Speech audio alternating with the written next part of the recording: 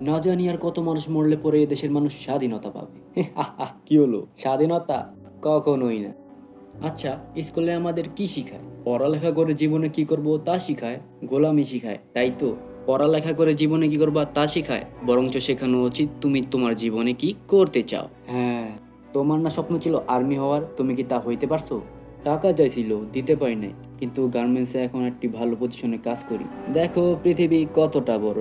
তবে মানুষ কি করলো? তারা কাল্পনিকভাবে বর্ডার বসালো আর আমাদের আলাদা করে দিল। আমরা পৃথিবীতে জন্মাই স্বাধীনভাবে, কিন্তু কিছু মানুষ তাদের সিস্টেম আমাদের ঘাড়ে চাপিয়ে দেয়। যেমন যারা বেতনে চাকরি করে তারা ওভারটাইম নিয়েও সারাদিনও যদি চাকরি করে তারা একটি নির্দিষ্ট অঙ্কের বেশি বেতন তারা ওঠাতেই পারবে না। আসলে ওরা আমাদের একটি মানি ট্র্যাপের ভিতরে ফাঁসিয়ে রাখে। যারা গরিব তারা যেন গরিবই থাকে, কারণ সবার টাকা থাকলে গোলাম হবে কে?